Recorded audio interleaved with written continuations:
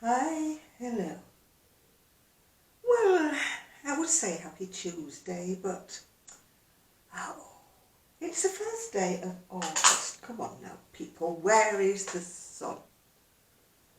You know, people are saying all over the world, oh my goodness, it's too hot. Oh, I can't abide it. Oh, dear, dear, dear. And here, all we've got is rain, rain, and more rain. We had the road sweeper coming down the road today. I did put a little picture on Instagram and Facebook. We'd have been better off with the man who came and sucked up the water, you know, especially from our front, in brackets, lawn. That's just like a swimming pool for ducks. In fact, we had a seagull. I went a paddle in it the other day. You know, my son's like, oh, look at the seagull, look at the seagull. Yeah, he was having a good old paddle, yeah.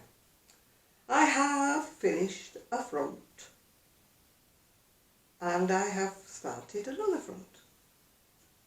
Yes, what can you see is different? I've changed my needles. I bought a set of the Knit Pro Zing and Ephraim kindly sent me another set full of Knit Pro Zings. They are hurting my fingers. Really, really hurting my fingers. And I don't know why, whether it's because I've got arthritis or whether it's the method that I knit where I tend to push, you know. I never realised I pushed on the needle as I was knitting. So I've gone back to the oldie, many moons old plastic needles. In fact, I have been in the she shed, or as Ephraim suggested, being as I'm called Urban Gypsy Crochet, it could be the wool caravan, but it doesn't have wheels, so wool shed, we're back to wool shed again. Anyway, if you want to look at the table, if you can see it, this is what I've been doing. Can you see all the needles everywhere? I've been sorting them all out from the shed. I did have my own needles. I didn't inherit my mum's needles because she liked to knit on short needles and she also liked to knit on plastic needles, which it's a no-go for me unless I'm actually using, you know, the thicker sizes of the needles because I tend to break them. A bit violent. I mean, I have been known, there's a pair of needles there I just put to be thrown out, which I've actually bent around my bust. Yeah. I've also got a new one of these. Honestly, £8 for one of those. Ridiculous, isn't it? But, I mean, I did find, one of the others in my shed. One of the good old-fashioned type of ones. Well, the problem is with knitting with your needle under your arm, you tend to turn them around as you're going along. So you don't know what row you're on anyway because you've turned it around with your armpit. So anyway, while I'm sorting out the needles into sizes and discovering how many pairs of like size 10, which is 3¼ I possess, I have put a few pairs here to go to Knit Club because Bamboo and me don't really see eye to eye. Woo, I'm losing them. So I've got, I think it's 2 pairs of the Bamboo and I think I've got about 3 pairs here of the size 10, 3¼ to take tomorrow because I've got the day off partly tomorrow. My son is only working until lunchtime. I think I explained to you my daughter-in-law is away in Scotland, house sitting a menagerie. And unfortunately she couldn't take our 2 dogs because they have cats. Rosie is part terrier or part whatever. She's a Heinz 57. She's a rescue from Romania. But the upshot of that is she has got terrier instincts and she chases anything that moves. So next door's cat didn't stand a chance. He no longer, or she, no longer comes in the garden anymore. In fact, I think it's left home. I haven't seen it for such a long time. So we don't take Rosie anywhere near cats because, you know, of all the...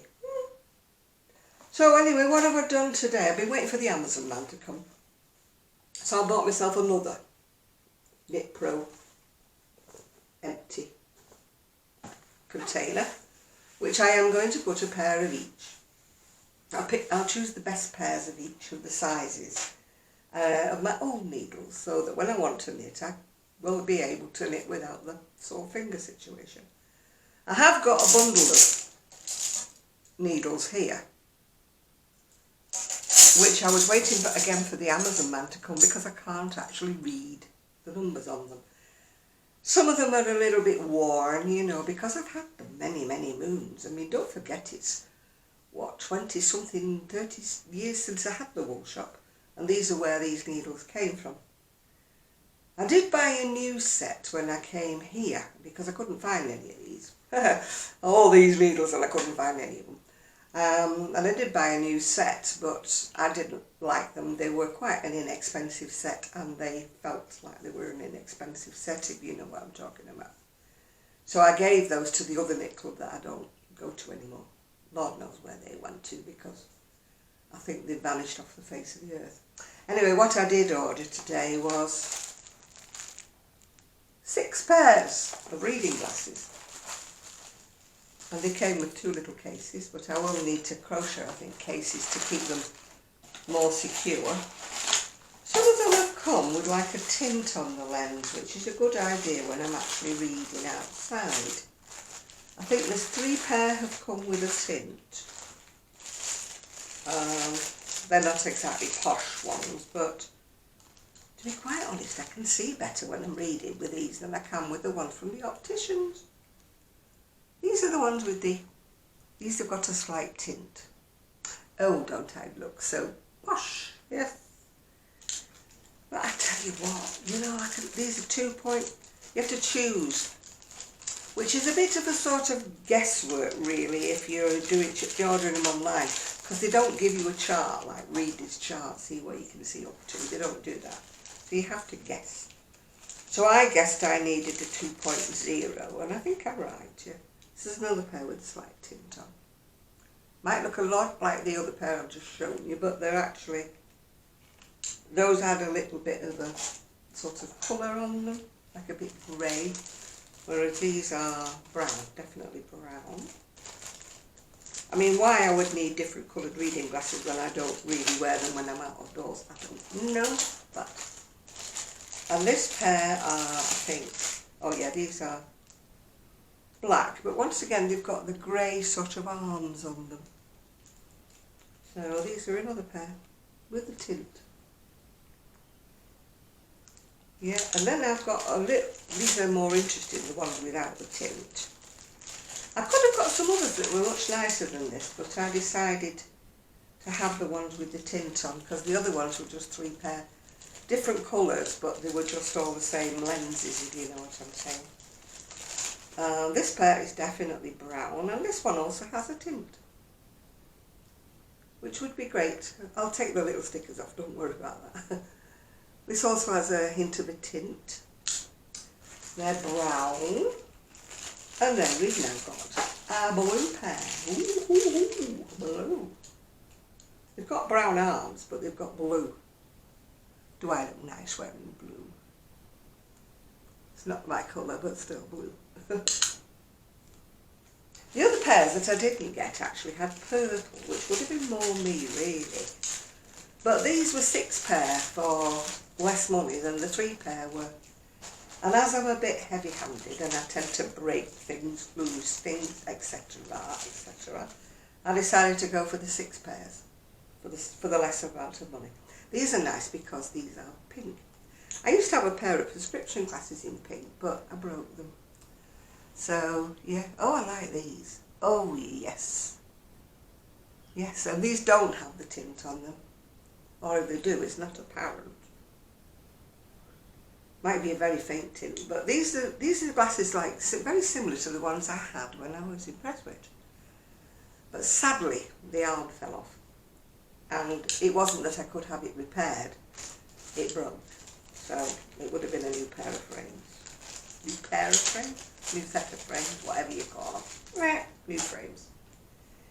Anyway, I was doing a bit of knitting. Yeah, now I can actually see, you know, the ends of these needles, because as you can see, they've worn off. maybe I can see them when I put my glasses on. So I can tell you what size they are. And I've got some little rubber bands and hair ties. I'm going to put one, oh, it's got a lot of hair on it. I'm going to put one pair of each in my new case so that I can find them. And the rest I'm going to put elastic bands around them, and they're going to go back into my she shed. Oh, hello. My she shed or whatever it is. Let's see if it's anything vital. No, nothing very vital. Yeah. Yes, I was watching a few videos, yeah. I was watching a lady called Crochet AHD, I think she's called, AHD or something, whatever.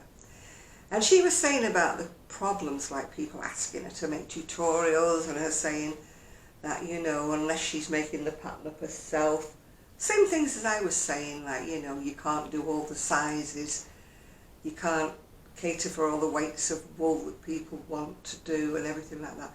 Plus there's the expense of having the overhead thingy-majigs and everything. And I was watching another lady this morning, and she was saying that people think when you make tutorials you make loads of money, but you don't, because unless people actually watch the tutorial all the way through, which you don't tend to do unless you're actually knitting it or crocheting it at the time. If you're like me, you look at it, look at what it is for the first couple of minutes and think, oh yeah, that looks quite attractive. I'll put it on watch later, or I'll put it on my save, yeah? So that I'll actually watch it when I want to make it. And like she was saying, the problem is she spent all these hours and hours and days out of your life making these tutorials. And if people don't watch them through at the time that you've made them, they don't get paid. I mean, I get paid nothing, as you know, because either I don't get enough watch hours, which is probably right, because YouTube have upped the number of watch hours that you have to have before you get any payments whatsoever, blah, blah, blah, which means I don't get those watch hours. And also, if people skip over your adverts, which we're all guilty of doing, come on, hold your hand up, I do it, we all do it. You don't want to watch the same advert over again, you know. If they would put different adverts on every time you did a video, it would be more exciting. But when you get the same ones and people must be going, oh, not that old hat again, not that old video again. So, but I don't do this for the money, as you know. Ha! If I did this for the money, my goodness me, we wouldn't eat. But it doesn't worry me particularly, you know. Maybe one day I will be discovered and I will grow my channel and I will have the requisite number of people watching and the requisite number of hours of people watching. And then I will actually get some money. Woo! Can't you tell I'm an optimist, that I've got an optimistic nature? I do really, because when you get to my age, like every day is a bonus and you think, make the most of it. You know, 78 is looking me in the eye, November's not that far away.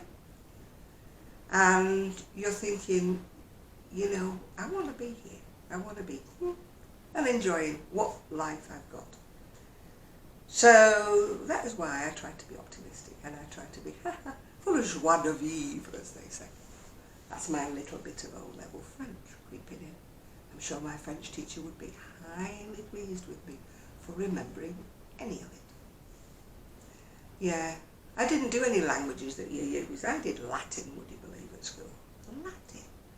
Unless you want to be a botanist or a pharmacist, you know, maybe a doctor. I don't think that Latin is a whole lot of use to you. Although it is the basis of most languages, so, you know, if you do know Latin, you kind of guess at a lot of the other things. It's like me with, I only ever learned French. Haha, she says, a long time ago. But I can guess at a lot of the words in Spanish or in Italian. Can't tell you, you know, but I can guess at a few words. But if somebody was to start rattling at me in Spanish or Italian, or even French for that matter, I would be like, can you speak a bit lentement, a bit more slowly, you know? Lentement, per favor, that's a bit of French, a bit of Spanish, isn't it? But I didn't do too bad when we were in France, although the Parisians tend to hate us. They really hate us. They pretend not to understand. You go in a shop and you ask for something, you know. And we had a lovely little, well, young man in our hotel when we were in Paris.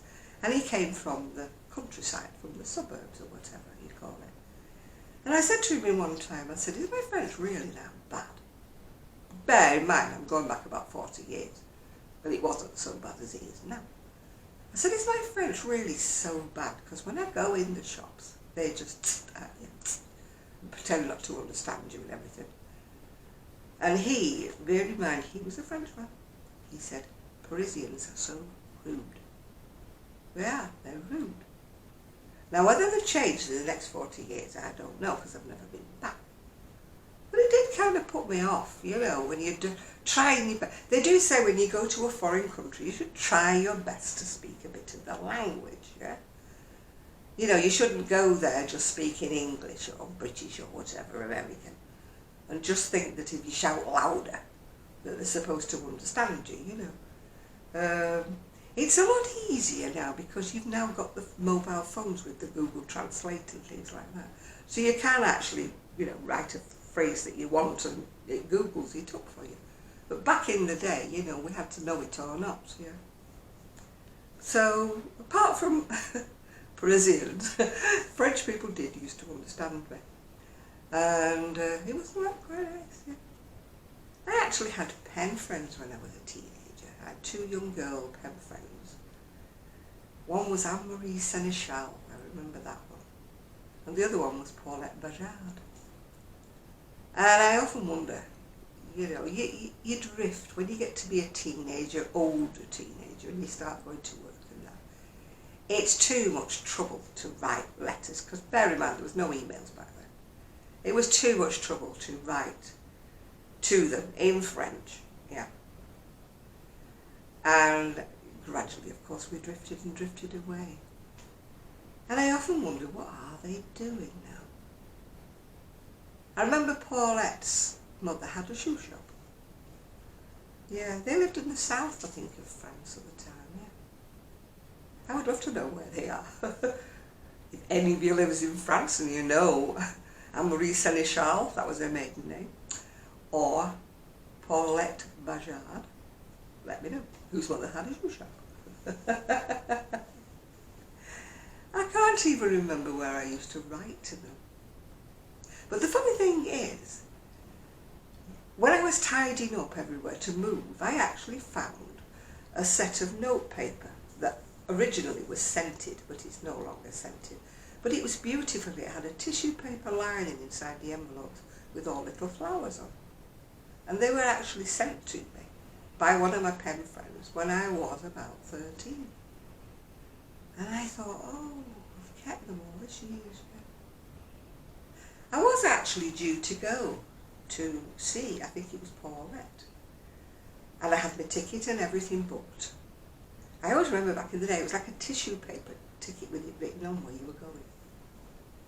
And then about a fortnight before I was due to go, all excited, my first trip abroad, I got a letter saying, dreadfully sorry, but I failed all my exams. My mum is so annoyed with me, she's making me do a recit, which would have been the time when I would have been going to visit. So I had to cancel. And I think that's probably one reason why I went off writing to her after that, because when you're 13, you take it as a bit of a slight, don't you, you know? Did she fail her exams? Did she just not want me to go? Did her mum say no? Had she invited me without telling her parents, you know? I think it was just her mum. I think she was a single mum. Things go through your head when you're like 13, don't they? Yeah. I can remember these pen friends being handed out during a French lesson. And they actually gave me a boy, yeah.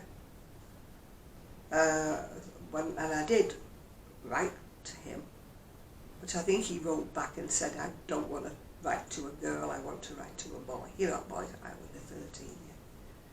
So that was the end of that little pen friend situation. I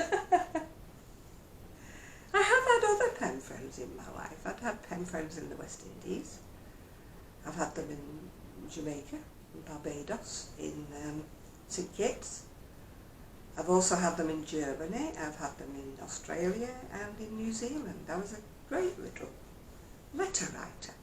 But those were when I was older, actually. They were when, I think it was after my marriage broke up at first, when I was first separated. I wrote in some newspaper or another, I don't know what it was, wanting pen friends. Of course I got the usual, you know, this is way before Facebook weirdos. I did get the usual weirdos, yeah. And then I got the ones, of course, who were asking me for money, you know. They still were around, even before Facebook. So they got shot off. And then I used to send newspapers to somebody in, I think he was in Jamaica. He used to want me to send him the Sunday newspaper. But back then you could roll up the newspaper and put like a little wrapper around it. And it used to go printed paper rate, which was peanuts even to Barbados or Jamaica, wherever he went. I wish they did that now. But of course they don't. You know, everything is like top dollar, everything goes up. Things go missing, things don't happen to arrive. I was watching Crochet Rocks this morning as usual. Hi Tracy, if you watch me. And one of her parcels has gone missing to her because they said they'd tried to deliver it 3 times, which was a bit stupid because she was in and nobody ever came. She did see the DPD man fly by, but they didn't attempt to stop or anything like that, you know. I mean, I'm fairly lucky touching wood, thank you table, with my deliveries here. You know, having said that now, I'll probably have one that's gone missing. I think I've had a couple go missing in the past, but nothing too expensive, you know. Yeah. Oh, what am I wearing today? I usually do that, don't I? I've got this gorgeous necklace on. I've had it for quite some time, actually. And it reminds me of a peacock, although it's not a peacock, obviously. It's like shape. I don't know whether you can see it from where you are. Sorry for making a noise. It's got that on it. And it's got the green beads. As I say, it just reminds me of a peacock, but I don't know why. And I'm wearing a green pattern dress, which I'm not that keen on actually, because it's a wrap over, and I've already put not a Preston, safety pin. But I need another one here, because when you move it comes apart, you know. And I've got underwear on, obviously, and I've got an underskirt on, because it's a bit chilly. But, you know, it tends to come apart, yeah. I'll show you the rest. I can't be bothered getting up, but I'll show you the rest of it. It's sort of a dark greeny colour with little flowers on it, which is why I am wearing the dark green cardigan. This door here is the door to my bedroom. It used to be the door to outside, but of course now it's not. It's now a door to my bedroom. I did buy some new curtains, but you can't see. They've actually got little leaves on them, and they're not grey as they look. I don't know why they look grey from this side, because they look white from the other side. They're white with like eucalyptus green flowers on them. I mean, I do like, I've got ordinary big curtains of course, but because the table's here, and if we do have company, they sit, you know, like eating their lunch at the table here. So I don't really want them, you know, staring into my bedroom. Make the bed, I make the bed. And it's usually pretty tidy. Apart from the fact, of course, that one wardrobe door is missing at the moment because Clever Clogs fell over and took the door with her, yeah. I'm prone to do stupid things like that, yeah. I did try to take a video of the garden yesterday because the trees were blowing and it was lashing down with rain. But you know, this camera, it does 30 minutes, then it goes, thank you very much, bye-bye, I'm going, whit, charge me. So by the time I charged it all up, I'd forgotten that I was going to make a video of the rain and the wind lashing around, yeah. Forgot all about that. Oh, I think that's a dustbin then, I don't think it's thunder. It's our day to have the rubbish removed, yeah. Which usually means that Rosie will start barking because she has a thing against anybody that happens to come. She didn't like the road sweeper this morning, she didn't like him, she barked at him. Apparently she didn't like Sean next door that way because he went out about 7 o'clock this morning and she woke my son up going, oh. I know she's alerting us to the fact there's somebody around, but you know, it does get a little tedious sometimes. She hasn't got an off button. It's like you wound her up and she's got to do a certain number of barks before she will stop. Yeah. It doesn't matter if you tell, good girl, Rosie, you lovely girl for letting me know, and stroke her, and it's okay now, they've gone, sweetheart, they've gone. No. The little one has a funny bark. She sort of goes, rah, rah, rah, rah, rah, rah, even though she's tiny. Well, tiny-ish. Solid as a rock. Ooh. She's not fat, she's solid as a rock. And when she jumps all over you, it's fun. Not. I've got the joy of her on Friday and Saturday because my son won't be working and he's decided to go and visit his wife up in Scotland while she's house sitting. Because she's not coming back till Monday or Tuesday, I think. Because the people with the menagerie, you know, ducks and geese and ducks and geese and ducks and something and geese better scurry.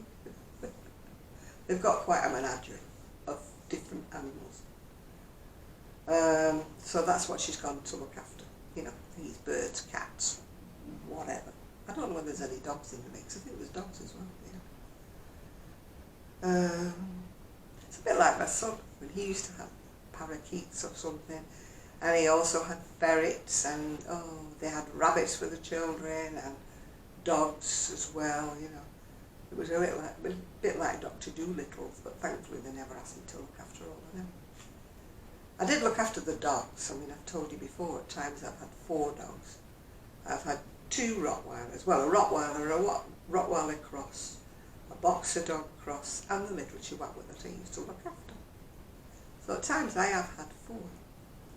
And I tell you, those 4 were less trouble than these 2. Well, that's by the by, isn't it? I will try to persuade them that it's time to go for potty time in the garden in a minute, but they usually take one look at the weather and go, But they need to go. I mean, they can't hold it in all day long, can they, you know? So, I'm going to decide whether I'm going to keep the bamboo needles or not. I have a bit of a love-hate relationship with bamboo needles. I mean, a lady did tell me if you run them through your hair, that, you know, the oil from your hair, which it would have done in the past when I was dark-haired, I had very, very oily hair. But now I'm bleached, it doesn't have any oil kind of thing. She used to say if you ran it through your hair, it would put like a bit of a coating on. But the trouble with bamboo is, the trouble with my phone is it starts telling me it's time to shut up. Oh, it did it. Did it nearly the first time. The trouble with the bamboo is they print the sizes on the end of the needles and it wears off. And all the sort of, whatever you call it, from me knitting with my needles under my armpit. Anyway, I'm not doing vlogust, but you might see more of me this week. But tomorrow I am going to knit club, so it's touch and go. Anyway, bye for now.